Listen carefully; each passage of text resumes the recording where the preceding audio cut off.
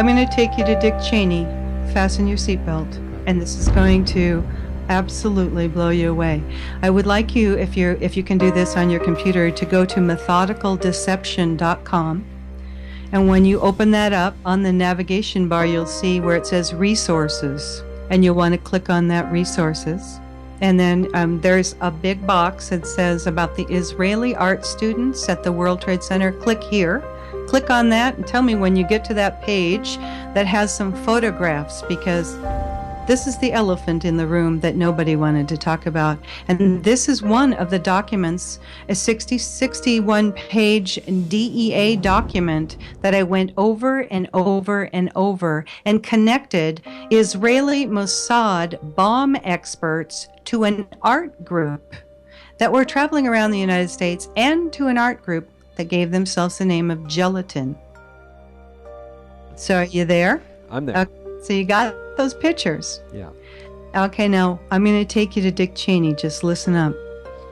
You're looking at those pictures. Those are some Israeli art students that came from a foreign country, and their art project was called B Thing. They called their team the Gelatin Group.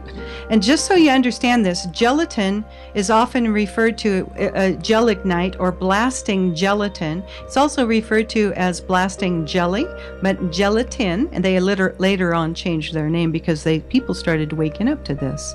So they named their name Gelatin. They called their art project the B Thing, and you will see on the left-hand side a photograph of the title page of their book.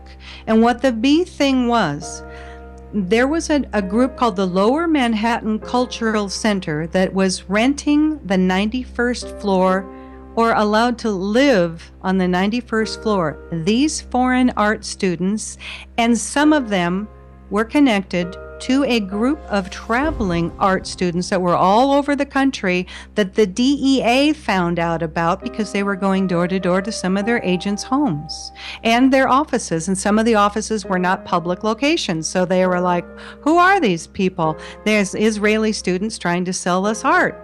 This was just a smokescreen. So you wouldn't go to where we're about to go. Now, the guy in the pink shirt, he's on the top right-hand side. Yep.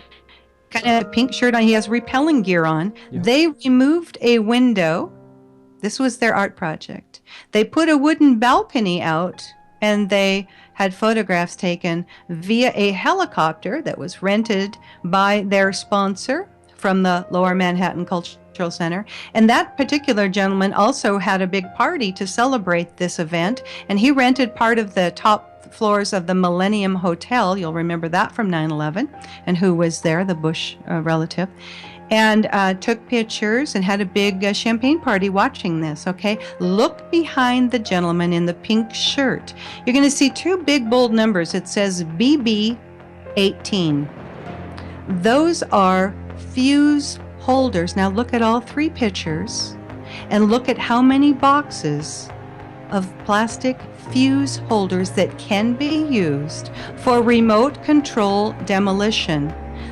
And ask yourself, why would art students from Israel and Austria be having thousands of fuse holders? This building was built in the early 1970s. They weren't electricians. They weren't redoing all of the electricity in that building.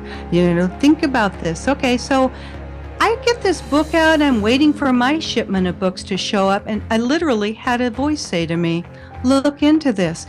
Those fuses, by the way, come from a company called Littel Fuse, Littel Fuse Company. They're located in Chicago. And some little voice said to me, take a look into this Littel Fuse Company, where all of those fuse holders behind those artists are. And now some of those artists are guaranteed Mossad bomb experts. And that's in the DEA document that you can read. So I find out that Littel Company is a subsidiary of a corporation called Tracor, Tracor. Now, Tracor, they went bankrupt and split their company. They were a government contractor. They split them off into Tracor Aviation, Littel Fuse, and Tracor Defense Holdings. They're based in Austin, Texas. They were bought out by Westmark Systems. Bobby Ray Inman was the chairman of the Westmark at a point. Then Westmark kind of started losing it, and Tracor bought them back. Tracor bought out a company called Vitro, which used to be the Kellex Company. Let me tell you about Kellex Company. The Kellex Corporation was a wholly owned subsidiary of M.W. Kellogg, as in cereal, you know that guy, Kellogg Company.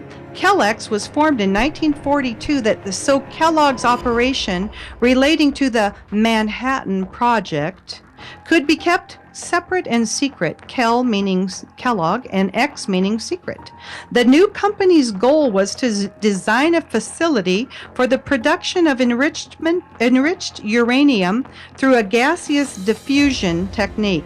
In gaseous diffusion, isotopes of uranium-235 could be separated from uranium-238 by turning uranium metal into uranium hexafluoride gas and straining it through a barrier material. Now, this is kind of interesting too, so for those of you who remember that originally the first responders were getting calls that there was a missile launched from the Woolworth building. The newly formed Kellex Company's original headquarters were in the Woolworth building in Lower Manhattan. I know, it's just another coincidence, isn't it? They later on moved to Oak Ridge, Tennessee. But now, the Kellex Company, you will know them today. Here we are, fasten your seatbelts, as Halliburton. Dick Cheney's old company. There you go. I told you I was going to take you to Dick Cheney.